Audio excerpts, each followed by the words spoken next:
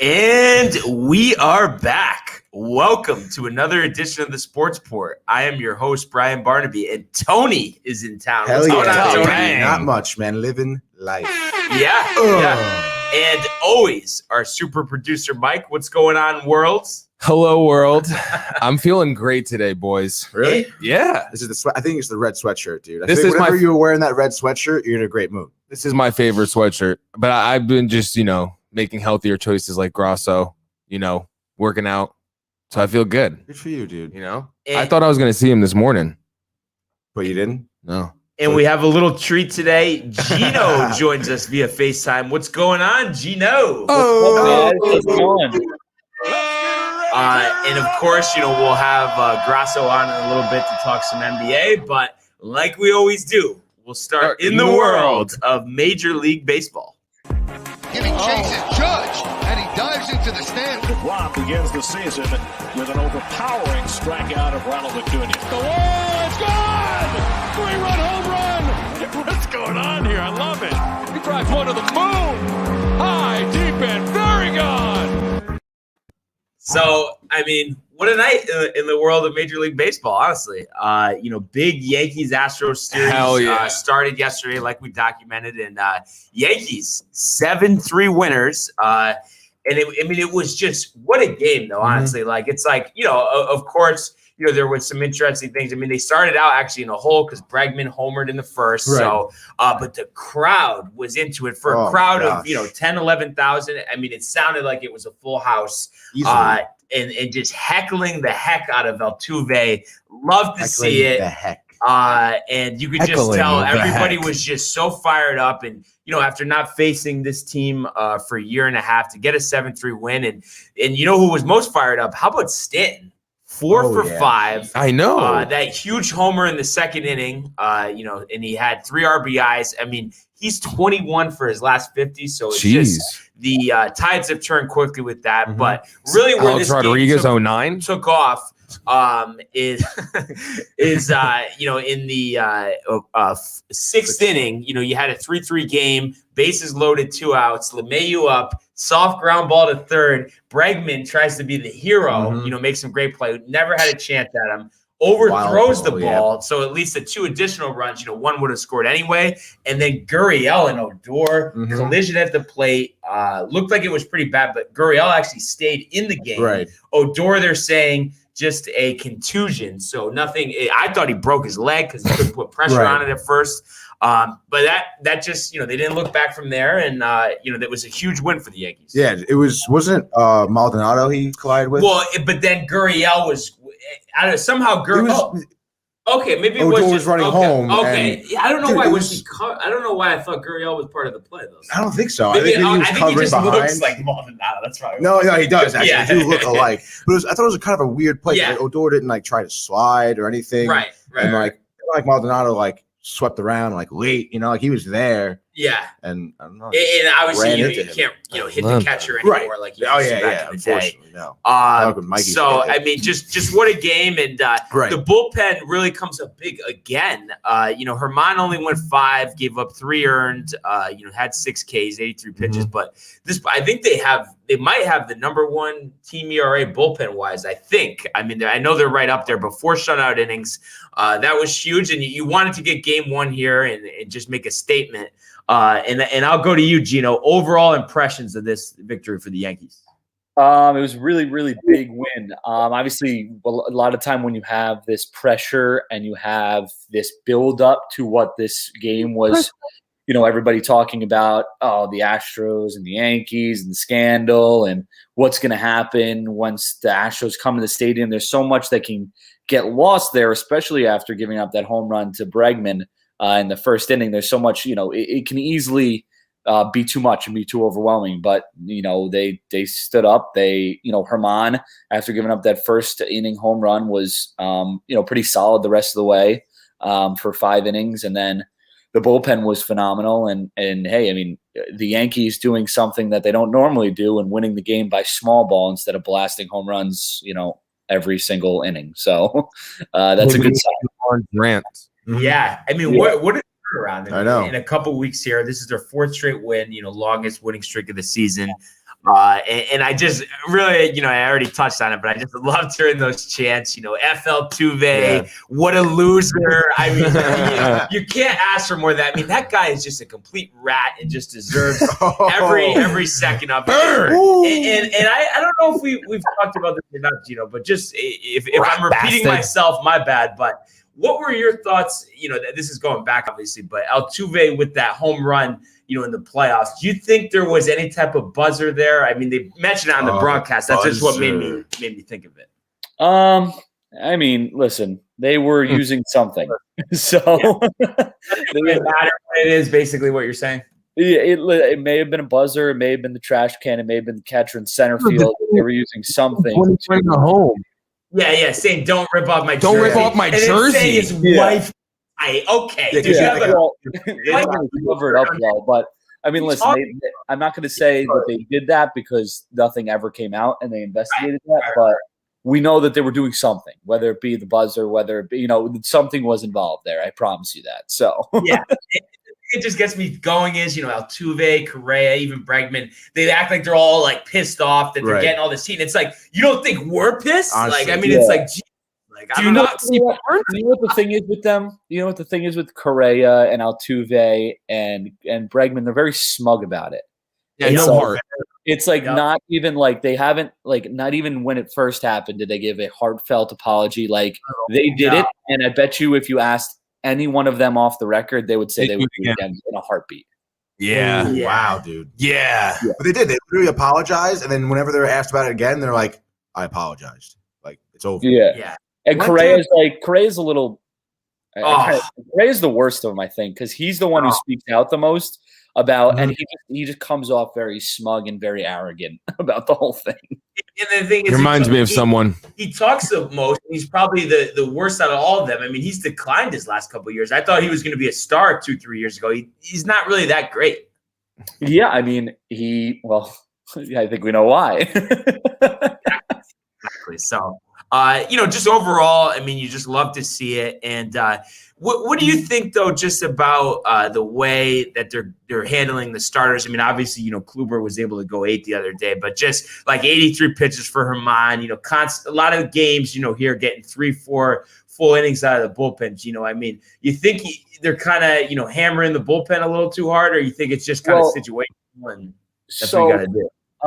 It's hard because at the beginning of the season they give all these off days, right. So it's like they can use the bullpen now, but maybe it's just more of like working the starters up to a point where they can go 100 pitches every time they go out there and be consistent with it. Because once these off days stop coming, which they will stop coming as consistently pretty soon, they're not going to be able to use the bullpen as much. So they're going to need those starters to go deeper. So maybe they're just saving some bullets. Also, I think for this game specifically, as much as it was, the 29th game of the season or whatever it was, it kind of felt like a must win. Like I was saying, there's so much building up to it.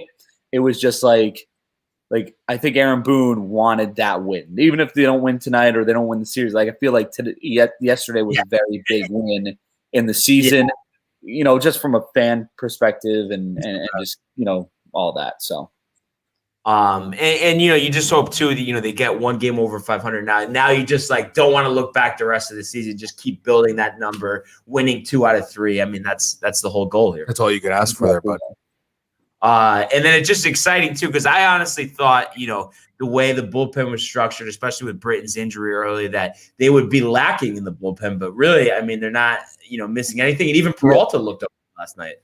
Yeah, and I'm looking up. I'm trying to see if I can give you the ERA stat and see who has the best ERA bullpen wise.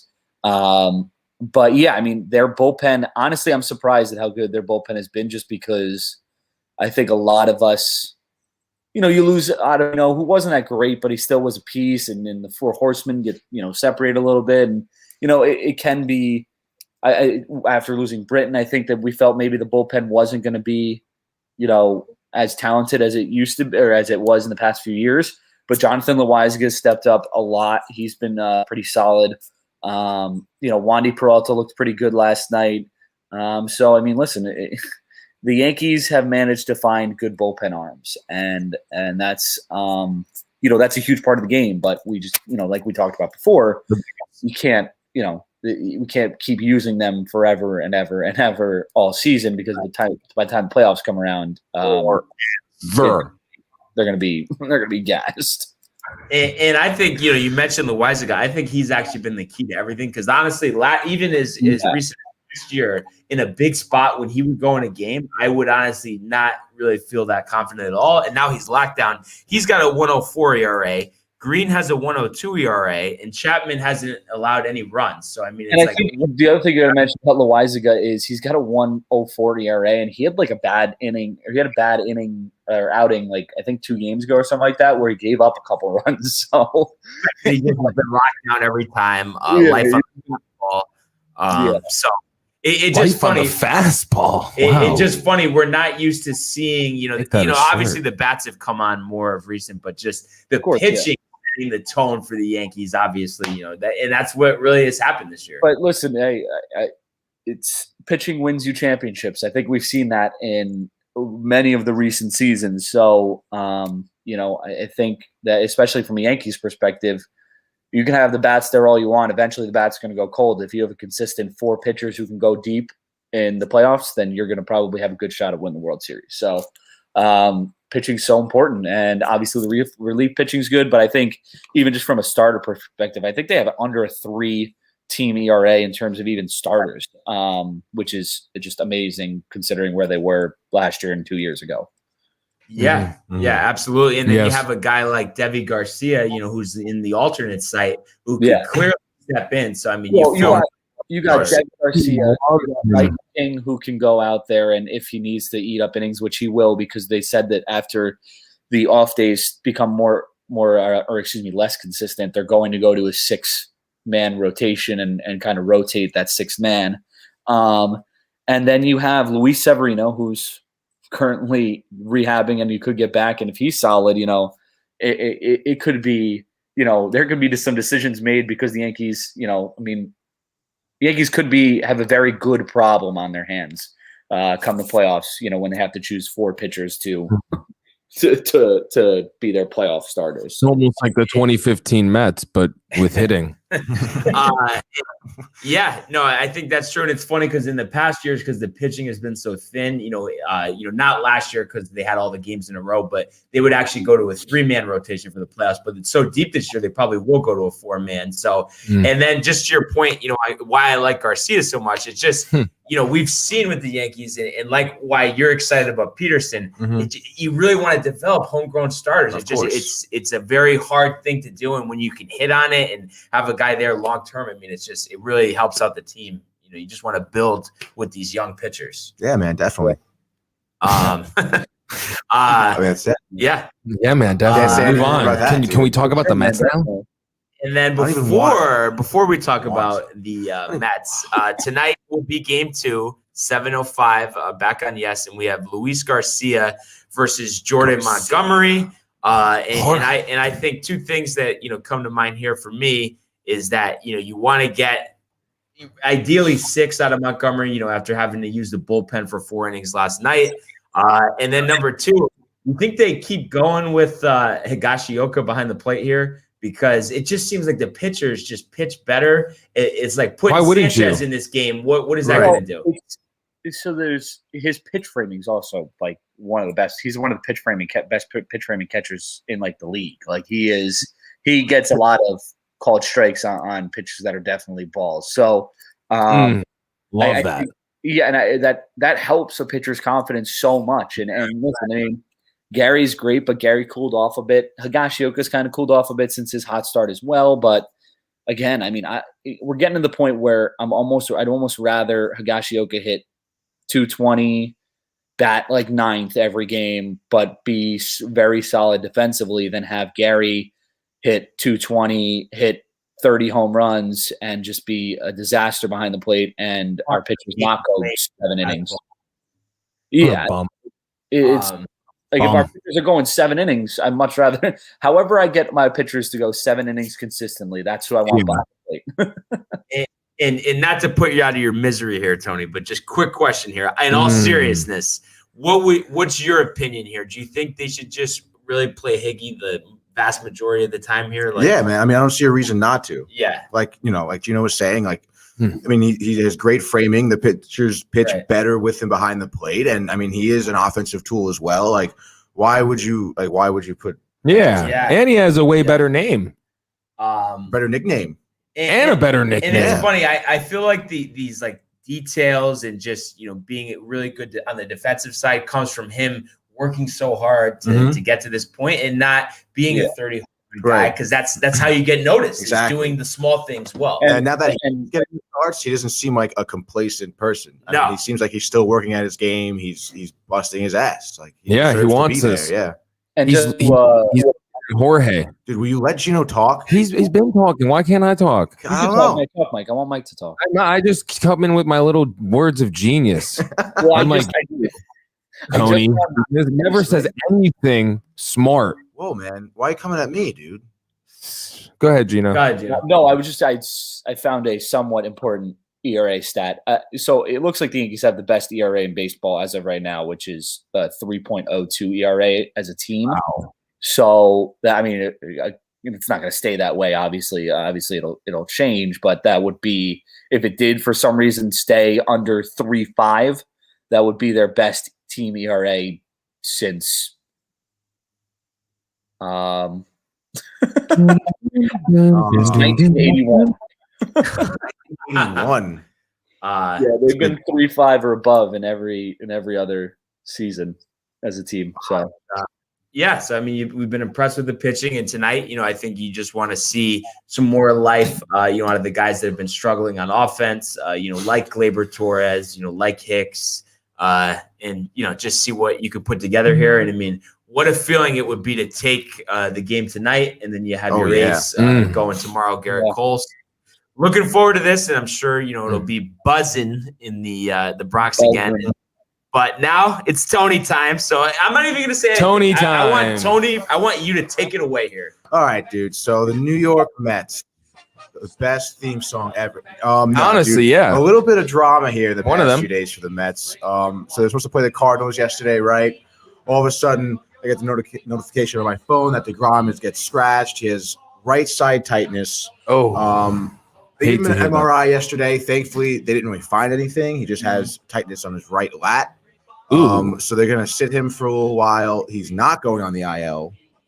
But because of that, they had to bring up Jordan Yamamoto from Syracuse, who came over from Miami this season. And I remember actually his debut for Miami. You do? You were there? No. I remember when he played for Miami. When he came up and debuted. He's young, isn't he? He's super young. I'm actually not sure how old he is. I don't know why I'm blanking. I don't remember a trade with the Marlins. He's 24, dude. Was it just some like small time deal? Yeah. Dude, honestly, I don't know the details of the trade off the top of my head. But what? Yamamoto? Yeah. Find out for you, Tony. Don't worry. Oh, thanks, dude. That's awesome. It's nice to kind of have someone maybe who could be like a producer and maybe find like stats and storylines for someone who doesn't just maybe sit behind their desk on their phone the whole time. I'm not. Here, I got it. It's right here. I got it. The Marlins they traded Yamamoto to the Mets in exchange for minor league infielder Federico Polanco. Oh, for Polanco. Interesting. Yes. Wow. I like it. Where's he at? He's at Miami. Oh. Probably in Miami. Well, I didn't know if he's still playing in Miami. So anyway, Yamamoto's debut for Miami, I think his first 2 starts, he threw like 7 shutout innings. But last year's short season, he kind of struggled a little bit. I think he had like a 15 ERA. Did not do very well at all. But I mean, he has, he has good potential for sure. Obviously, he's no replacement for DeGrom. Nobody is. It's an interesting choice by them. They optioned Reed Foley, which I think, it's kind of weird. I was kind of reading up on it. They're like worried that if DeGrom does end up going on the IL, they're going to want, they may have to use another starter like Lucchesi, but it's like, do you even want Lucchesi to start? Yeah, again? We talked about it. Stretch out Reed Foley. Right, it's not dude, that hard. It's not that hard at all. Yeah, so it's not. I think kind of a bad decision there. But I guess we kind of see how Yamamoto does. They haven't announced they have a doubleheader today because of the postponed game yesterday. Looks like to be just partly cloudy in St. Louis, so there should be no issue with both games today. Stroman's pitching the first game. They have not announced the pitcher for the second game. So we'll kind of see and keep you updated on that. But dude, just a whole lot of drama, and still there's a whole lot of drama going on with the hitting coaches still. Alonso came out yesterday, was talking about how he didn't really understand the decision. He said that he was actually lying when he heard that Chili Davis got fired. Well, maybe they shouldn't have been making up. Chili's a good guy, dude. Yeah, apparently he's a great guy. Maybe, just maybe, there's a reason because maybe they're just not hitting the ball. Maybe they should hit the ball, and then their hitting coach will be fired. So yeah, it's kind of weird because the past few games they have been hitting. So it's there was a lot of speculation as to why now. You're right. Who's that guy's name? Davey? Joey Davis? Joey Davis. No, the guy they made up that they're talking about. Donnie Stevenson, who apparently is just a fake He's person a fake altogether. At least that's what Michael K was saying. Michael K knows. They were talking about that's what I think it is. They don't mention who, they've been asked about Donnie multiple times in interviews. And He's a fake person. I'm just finding this out now live. And apparently these and you're talking about this dude was crying. He's a liar, a fibber. Alonso? Yeah, because he's the reason he got fired. Well, and also, I don't think so. I thought it was interesting. Rojas kind of almost threw the organization under the bus. Yeah, this was an organization decision. He's saying I don't agree with this. So it wasn't my call. It's really weird. So that's why people were speculating because Davis and Hefner were kind of were brought in by Brody, right? So they would say, oh, maybe Cohen wants Cohen's guys in there. But then it's why fire them now? Why not get rid of them during the spring or in the off season? Why right now? And then of course everyone's well, Lindor has been batting well, so maybe he said something. Because he has lunches with Cohen all the time. They're pretty buddy now, and obviously I do not like big him. Acquisition. You want him to perform well, to feel comfortable. But of course, Lindor comes out and it's hey man, Davis can coach me however way he wants, but I'm not hitting the ball. I am the issue, right? That's what he's saying. So. Whole lot of speculation here. Just sounds like a mess. It does kind of sound like a little bit of a dramatic. It sounds like a very typical Mets season. Yeah. Ever since the beginning when that guy they hired and fired was the manager? No, it was, they kind of had. No. It was the allegations. The Mickey dude Callaway? No, it was the general manager. The general manager that they He's hired. a terrific manager, but the allegations came in afterwards. I think when he was with LA. Yeah, the general manager. The guy. Henry Van Wagenen. And Jared Porter. That's what. Yeah, Okay. right. Thank you. Stand up guy. See, I know baseball. But basically though, when it comes down to it, would you say that you're tight? Yes, I am tight. There right it is, now, dude. Tony's tight. Although they say DeGrom might go on the IL, so hopefully he does not. I don't know. But it's just tear doesn't sound good, bud. It's a little sketchy though. How does he not go on the IL? I know. He's skipping his start. It's a lat. They did the same thing with. Right. They're doing the same thing with Matt Boyd out in Detroit. They skipped his start. He had a little knee soreness or something like that, and they skipped his start. And I think he's going to pitch his next start. So maybe they're just giving. You have Stroman, who supposedly has a bum hamstring, but he's pitching tonight. Yeah. Oh yeah, should be fine.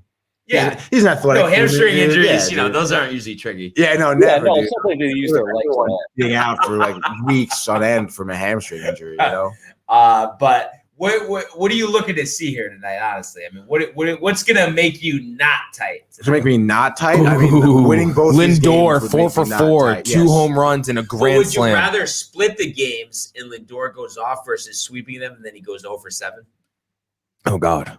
No. I want the wins, dude. Give me the W's. Give me the dubs. Give me the dubs, bro. No shots, dude. No. Give me the Lindor going 5 for 7 in 2 games and splitting the game. You don't need that one win. You need Lindor to hit the ball the rest. Dude, Gino, you're out of your mind, bro. You're living that island life still. I can tell. Yeah, look, I was gonna say, dude. I was gonna say he's got a Tony-inspired outfit over there. I know. I had to. I appreciate it. That's anyway. No, I want to see 2 wins. I mean, of course, I would love to see Lindor consistently hit at least for one of these games. Give me 2 for 4, dude. Like, or 1.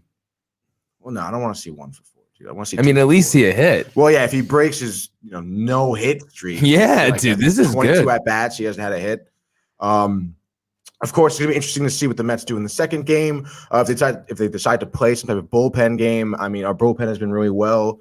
They've been pitching really well, actually. Maybe Gesellman gets the start. Gesellman gets to start. Mhm. I mean, there's no Reed Foley now, so whatever. Right. But I think yesterday they were going to start Castro, actually. So I would like to see that too. Yeah. Is he related Castro's to doing really well. Fidel? No, not at all. Okay. You already asked me that on the show the last time I mentioned Castro. Wasn't sure if there was Former Baltimore Oriole. But Well, you I never guess let's know. keep I'm not it gonna going, assume dude. that- No, let's keep it going. Every There time I might- mention it, dude. there might be multiple Like a thing, Castro players. You know?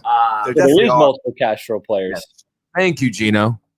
But and I think in game 1 too, you want to see Stroman go out there and set the tone. Exactly. If he gets pulled early, how are you supposed to have a bullpen game? The second game, exactly. Yeah, Yeah, you can't And do I think the last time Stroman had his last outing was a little shaky. I forget against who. Might have been, I guess, maybe the Red Sox actually. But yeah, man. So I mean, I'm expecting a good outing out of him. He still has like a 1.7 ERA. He's been pitching really well. And again, he's got that Golden Glove, very athletic pitcher. So Yeah. So should be interesting for both teams tonight. Before we finish this baseball segment, I would just to. I want to walk back something I said on a previous show. I also I'm want to no say something. longer a hater of analytics because I found out the other day that 2 years ago the Colorado Rockies decided they were going to just absolutely gut their entire analytics department, and look at what happened to them now. So I think I'm a fan of analytics now. Barnes is not happy right now. Barnes is not. I think everybody knows. I mean, it doesn't matter what we're talking about. It doesn't even need to be sports, but at the end of the day, a good balance is what you need. So I don't think analytics. Philosophical Barnes out here. that's it. I mean, everybody knows it. So it's Balance just like, everything. come on. There's certain situations you can't use. No, analytics. Other situations you should. But I was But just before saying, we actually wrap this up, the Rockies are as bad as they are. That's a But problem. what do you have for us, Mike? A special reporter? no, just some. I Oh no. Oh, jeez. Oh What? God, dude. did some. You listen to the radio and you get some facts. Okay, let's hear it. Let's spit some facts, dude. All right, can I get a beat? No, I'm joking.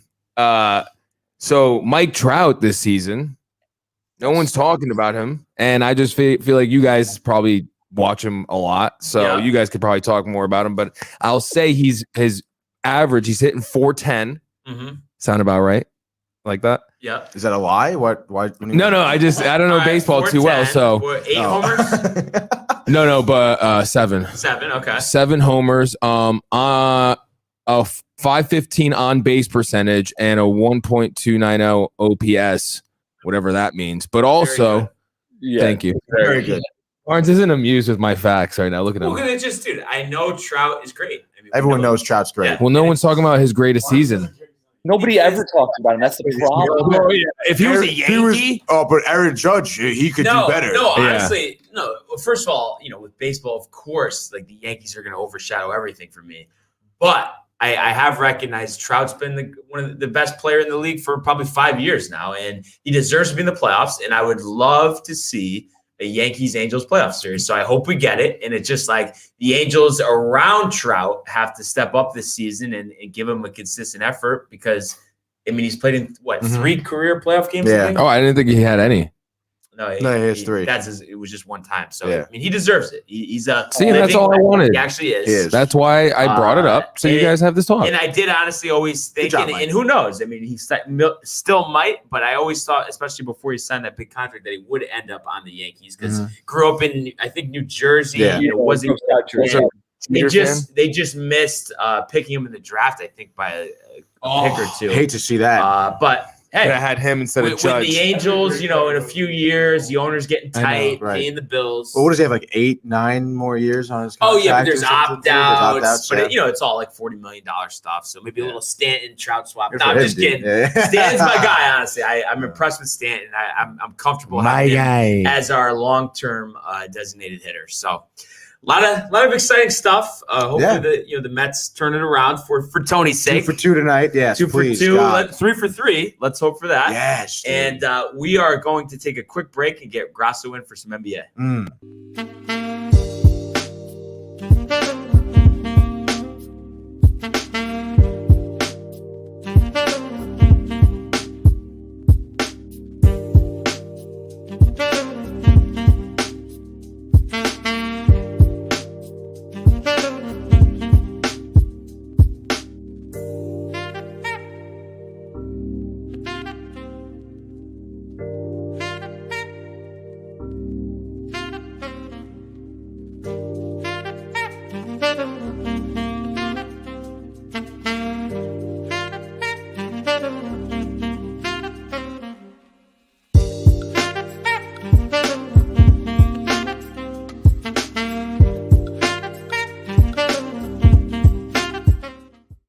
Hey, guy. Grasso Oh, joins Gino's us. falling What's going asleep. on, Up Barnes. and as they say, last night was an exciting night in the world of the National Basketball Association. The Bulls go. LeBron James at the buzzer.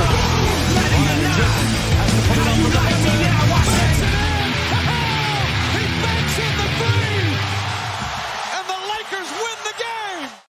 In big Always had games, I mean, is there a better play-by-play than Mike Breen? No. No. Living all legend, of sports. Dude, and the Knicks Yeah. get him every Yeah. night, baby. Yeah.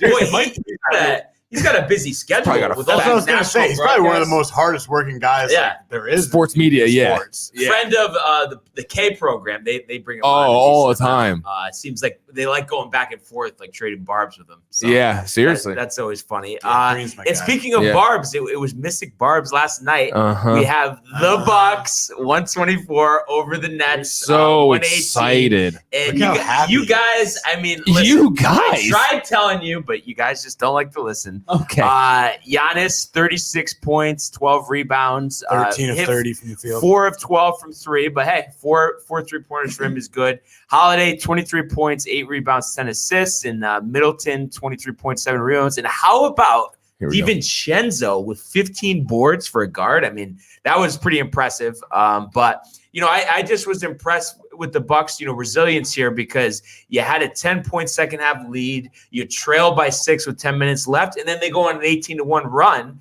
and get their second straight win over the Nets. Yeah, I mean, the Bucks did a lot of good things last night. Drew Holiday was great the first Mhm. 3 quarters. If he plays like that consistently every game, they do have a chance to come out of the East. Middleton struggled, but he came on in the fourth quarter when you need him. But the Bucks did something smart. They stuck Brook Lopez on the bench and put Giannis at center, had Drew Holiday and Chris Middleton running the ball towards the end of the game, and it worked out great for them. But you're crazy if you think Giannis is going to be going one-on-one with Blake Griffin and DeAndre Jordan when the playoffs come. They're going to be double and triple teaming him every single play. The Nets aren't showing him what they're going to show him in the playoffs defensively. He was matched up one-on-one with Blake Griffin. Come on. Blake Griffin sucks. But I just think, listen, I'm not even trying to be, combative here, but I just think it comes to a point. It's like, how many excuses are you guys going to Dude, give what for do the you Nets? mean? It's You just know like what? every time it's like they're saving it for the playoffs. They're not going to do this. No. They're not going to do that. But at the same time, when they're playing an NBA game, you're telling me Kevin Durant doesn't want to win this game, and they can't win. So No, it's but like they that has to say something. The Nets did not play very well last night, and you saw the fourth quarter. Durant came up short on a couple threes. I think he only scored 2 points in the fourth quarter. I mean, that speaks to tired legs. That means he needs to get more time on the court. But the Nets defense, especially in the paint, was very exposed last night. I mean, they have no one that could stop you down low. But this is the type of stuff that I'm talking about, and it's like you can't just write them a ticket to the Eastern Conference Finals. And I just think it's just like this is the second straight game against the Bucks. They obviously are trying, and they can't get the job done. So it's just you can't say that in the playoffs that they might not be a problem for the Nets. No, I mean, I think they can be a problem. Are they the favorites in that series? Definitely not. I mean, when Harden's back, this team's going to be a lot better. All these veterans on the Nets all have playoff experience, Sixers, baby. so you're not really worried about that. But it's a regular season game. I mean, the Nets definitely did not bring it on defense. I'm Sixers, just saying, baby. there's a lot of built-in excuses, but I would just like an outside perspective here on a non-Bucks hating NBA. I feel like I'm the worst person to ask. I hate the Bucks, and I'm going to tell you. I told this every time we're talking about the Bucks. Everybody, be quiet for a second. Just Gino here. Okay. Honestly, though, do I have any point with what I'm saying? I just honestly Playoffs. Barnes, I'm sorry, but if That's James fine. Harden is on this team in this game, this is like a 20-point victory for the Nets. Yeah, dude. They're missing their main facilitator. Like James Harden is their point. Like they're the guy. Like when James Harden's there, be healthy. Like He will. if James Harden isn't healthy, then it's a problem. Like haven't proven anything. No, if James Harden is healthy, it's a problem. But this is the stats that jump out to me. I mean, the Nets gave up 55 total rebounds to the Bucks, which is a problem, and 15 offensive rebounds. That's a problem you're going to face whether you're in the playoffs or not. So that's an issue that they have to figure out. And the points in the paint, 44. But you're going to expect probably Giannis to get his points in the paint and get a decent amount of his points in the paint. But like also, I mean, how many do you think Chris Middleton, and Drew Holiday are going to get 23 points in 4 consecutive games? That's basically like Giannis getting 36 points is not anything unusual, but you need Chris Middleton, Drew Holiday, Dante DiVincenzo, all these role players to perform well for 4 games out of a series for the Bucks to win that series. So I just can't see them doing that.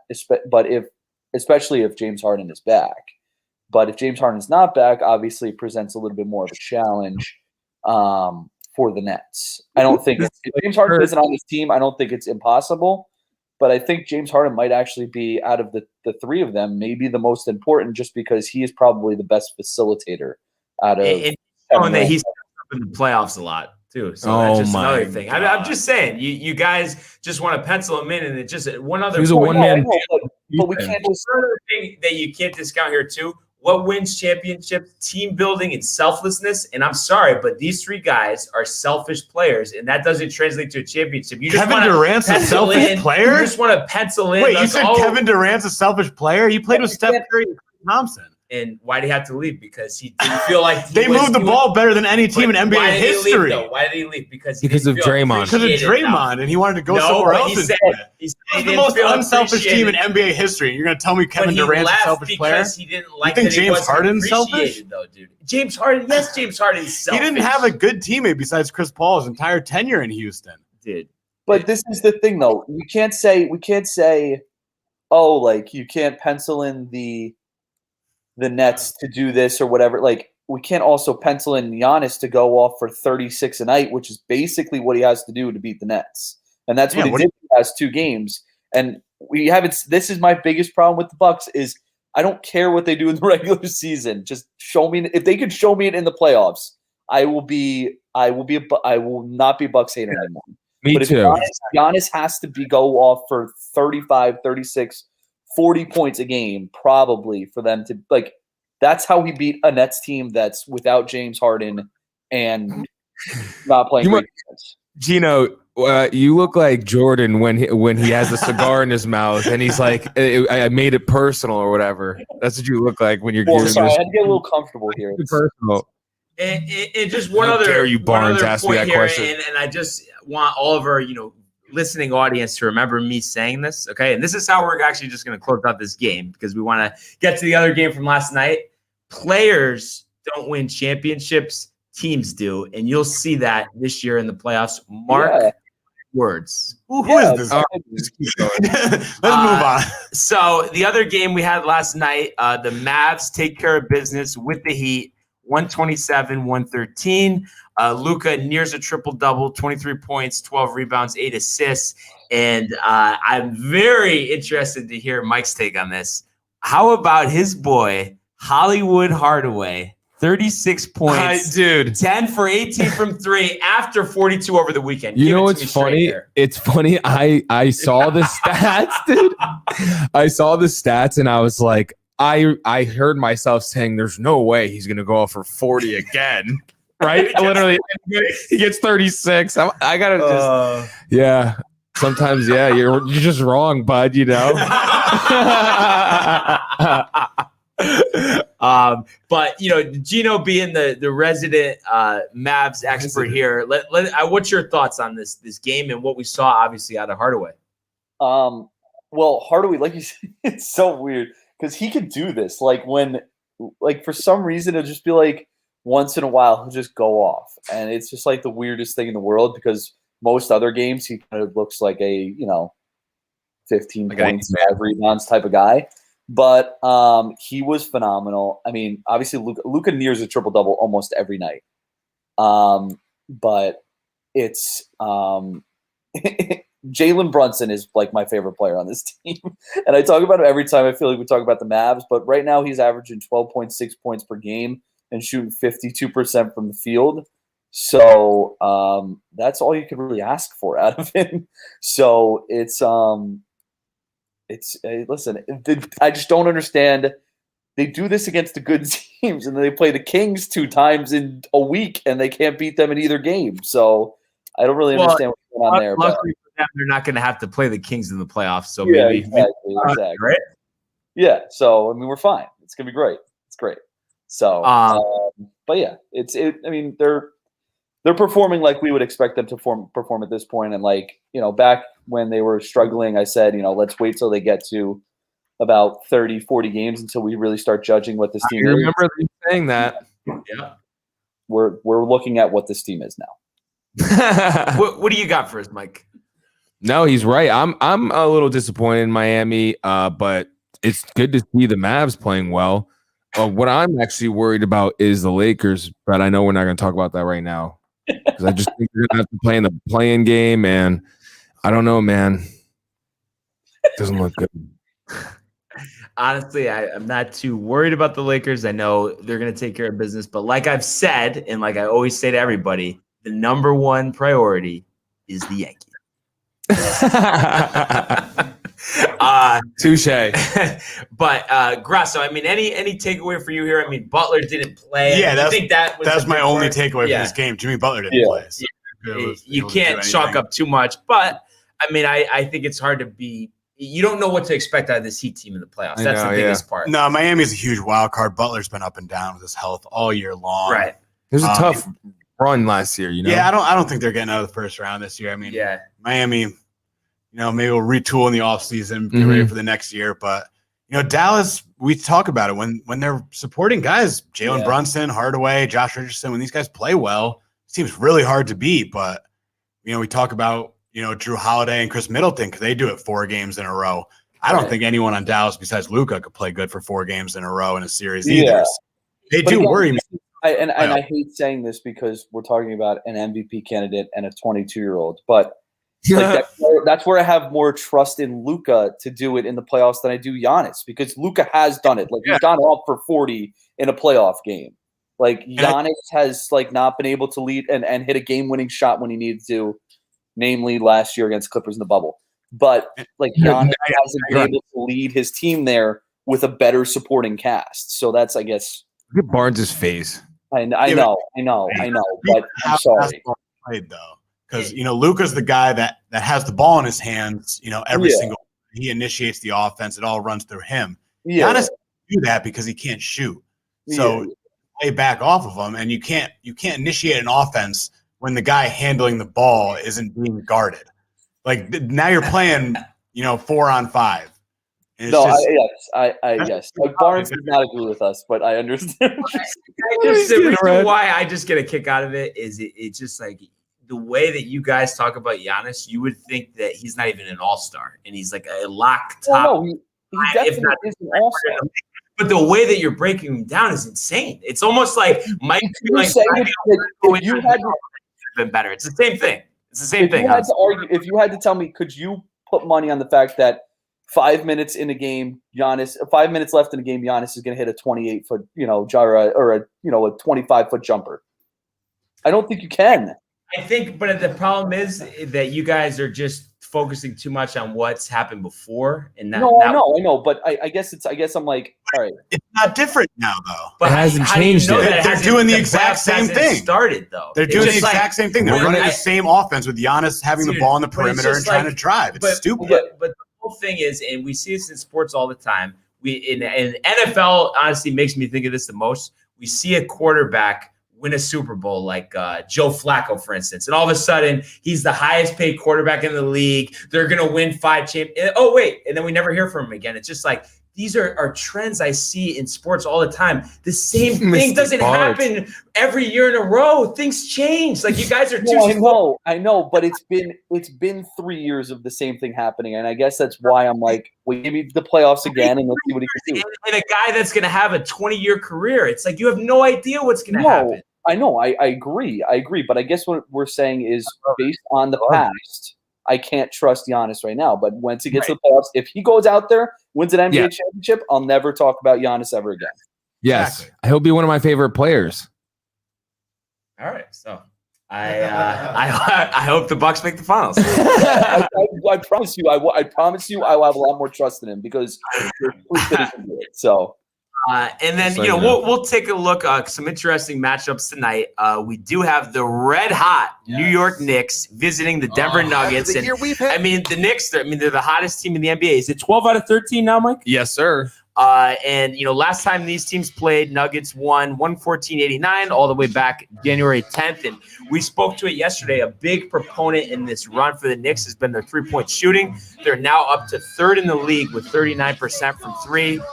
So you can't say enough good stuff about the Knicks here. And the thing I'm really looking forward to in this matchup is to see the Randall Jokic matchup down low.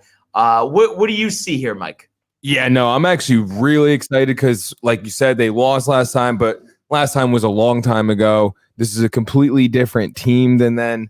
I'm excited to see if we can beat a dope Western Conference team because they are better than Eastern Conference teams. So let's hopefully see if we could get this dub. I think we will, but it'll be a tight game, and there will be no PT, sadly, for my boy Knox and Bol in this one.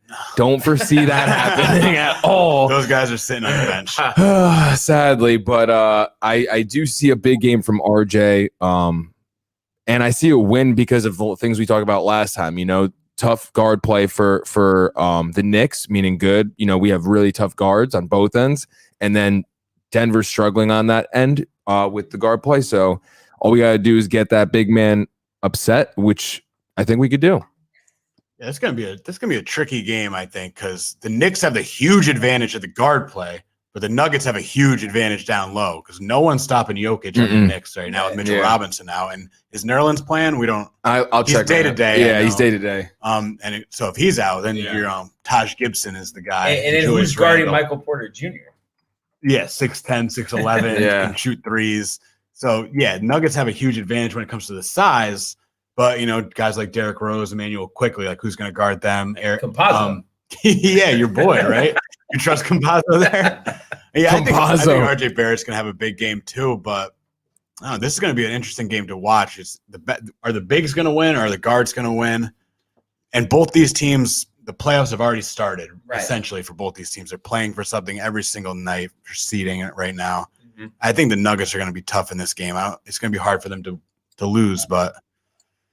It's hard to bet against the Knicks too, though. This is gonna be a tough one. It is gonna be a tough one, and the way I look at this, I think it's gonna be very close. But because I think the Nuggets, play well at home, and altitude is tough for opposing teams, I think Nuggets will get out to a fast start here and win this one. So I'd say probably a 5 to 7 point margin of victory, and we'll see another big game out of Jokic. Maybe a 30-point triple double. But it'll be fun to watch, and that's kind of what I see happening. What do you guys think? Yeah, I think Gino's trying to talk. Gino. Go ahead, Gino. Oh shit. No. I didn't know. I didn't know if that was like an open question. My apologies. No, but just Jokic. I mean, I think that's the key in this game. Jokic, and I think that's going to be the difference maker for the Nuggets. So, the other thing about the Knicks, they haven't allowed over 110 points in regulation in a game that ended in regulation since April 5th. So defense wins championships. So who knows? Wow. Yeah, this game might be under 100 points for both teams, just like the Lakers game the other night. Yeah.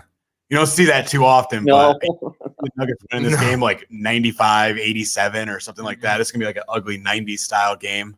Yeah. Yeah. But it's going to be tough for the Nuggets to lose at So home. what's your official pick, Gino? I think I'm going to go with the Nuggets. It's hard for me to see the Knicks being able to stop Jokic. But again, I mean, listen, the Knicks have surprised, like Grasso said, the Knicks have surprised us time and time again. So who knows? But I think just go off. Let's hear it, Mystic. 8-point win, 45 triple dub, Julius Randle, 22 from RJ, game over, and a 20-point bag. A quarter piece from my boy Rose, who's just amazing, and I love him. I'm also rooting for the Nuggets in this game because I just don't want to see Clippers-Lakers first round. Oh, I I sort of do. Do you? Because what if we don't get it? What if yeah, dude, I'd rather just get it over with. Yeah. Like we wanted that last year, that they Clippers shitted the bed. Yeah. Yeah, so wait, doesn't that mean that they can't win this year? Oh no, they're gonna beat the Lakers. No, but they didn't last year. Oh my God, this guy! They You didn't play hear this guy, Gino? But they were hear this guy. the bubble. Oh, they were away from their families. They had a tough time. Anyway, So much Look, tone. you're gonna say the same thing. Honestly, though, or would you not say the same thing? Do you think Paul George is going to go off in the playoffs? No, Exactly. Based on past. Yeah, No, but the only thing I'll say is I don't know if it's really Mike, but I know like Grasso's confident in the Clippers this year. So I was just trying to make a comparison off of that. That's all. Fair point.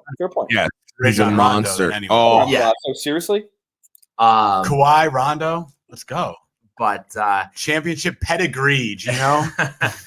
and then the other game we have tonight, we have the San Antonio Spurs traveling to Utah to play the Jazz, and this is actually second straight meeting between these teams. The Jazz won 110-99 on Monday. Spurs are kind of going through it right now, 4-game slide, and they're only 2 games ahead of the Pelicans for 10th. So if the Pelicans, I know we've been waiting on this all season, but if they can finally get a stretch here, they could actually steal this 10th spot. Yeah, and just 1 game ahead of the Pelicans in the win column there. The Pelicans have played 2 more games than San Antonio this year, and San Antonio's struggling. You look at their rosters, a lot of young guys who aren't really, besides DeRozan, Right. they're all young guys who haven't really been in this, playoff-like situation because it's playoff basketball for the Spurs right now, too. I mean, they got to win everything. And the Pelicans, they've dealt with health issues all year long. But, if Zion and Ingram could just finish the season out strong, I mean, they got a chance to knock San Antonio out of that 10 spot. Yeah. No, I want that. I would definitely like to see that. And really, I just like with the Spurs, I really am curious like what the plan is going forward. Like who they're building on. Is DeRozan staying? Maybe he has who's another gonna be the centerpiece. Maybe he has someone he's finding in the in Europe or something. Yeah, the Spurs, it is tricky like what they're doing. They have a bunch of young guys on their team. Yeah. But they have DeRozan, whose contract's expiring. They didn't really look to trade him this season. So Right. Are they going to resign him, or are they just going to let him walk? I mean, Yeah. it is a little tricky, but Popovich is probably one of those guys that never wants to have a team that's not competing out there. Right. So he's going to keep, the best players he possibly Yeah. can. And then it'll be interesting to see, the Jazz, technically, I guess they're second now, same record as the Suns, but I guess the Suns have the tiebreaker. So it'll be interesting to see, where they finish. And right now, if the season ends, they would play the Blazers. So, I mean, that's a series that I think a lot of people wouldn't be shocked if the Blazers were able to pull an upset. What do you mean, gentlemen sweep? No, the Blazers lost in the first round last year, so they can't win a playoff series. All right. When they go to the Western Conference Finals the year before. Yeah, exactly. Also, it's every other year, so now For they the have Blazers, to go to the for the Western Conference Blazers though, Finals. not for any other team. But since just the I Blazers. jinxed it, now they're not. Oh no, Blazers but I'm have double Melo, jinxing it. so different Yes. But, it'll just be interesting to see who the Jazz, because I think, all of us can agree there. We're not expecting much out of them, in the playoffs. And Mitchell should be back, but, obviously he's been out. So you wonder, too, how he's going to come back from injury. Yeah, I mean, without Mitchell on the floor, the Jazz, I think the Jazz are a decent regular season team without Mitchell because they move the ball and they shoot well and they play good defense. Mm-hmm. But they need Mitchell if they want to have any success in the playoffs. So yeah. And then when it comes to this game, and I'll start with you, Gino. What do you see in this matchup? It's a Spurs team who desperately needs to win, and a Jazz team who's kind of, without Mitchell, doesn't have much of an identity. So, do we know if Mitchell will be back tonight? Is he coming back tonight? No, not tonight. He'll be back soon. A couple more games. I still think that they probably go out there and win this game. The Spurs without him.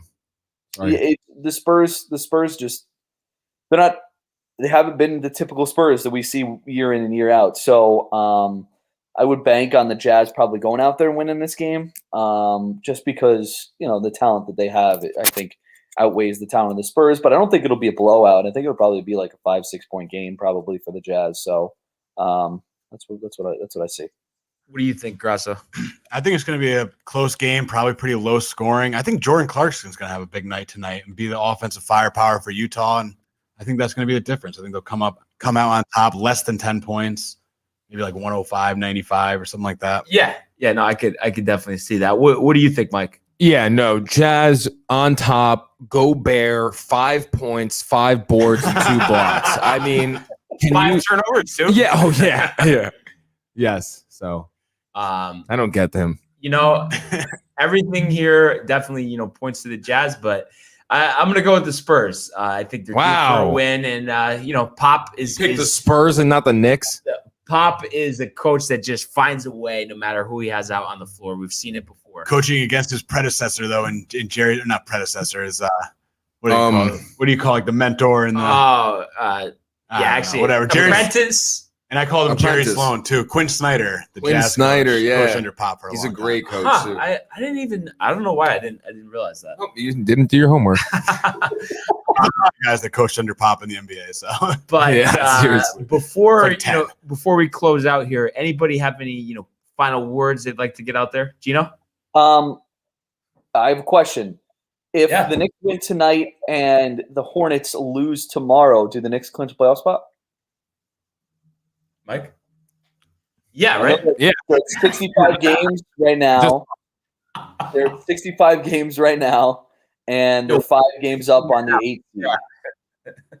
Wow, dude. That'll be. I mean, hey, that makes sense to me. Partying at the Garden. We're definitely celebrating. We have to wait till tomorrow, though, because the Hornets have I know. Yeah. But it's a possibility. Possibility. Yeah, no, and Love it. I think today, once again, a great show from everyone. And I'd also like to thank, as always, Soundview Media and those, joining us on Optimum and Frontier. For more information on channel selection, take a look in the bio. Yep. And other than that, everyone have a good night, and we will see you guys tomorrow. Happy Cinco de Mayo. Peace. Drink responsibly.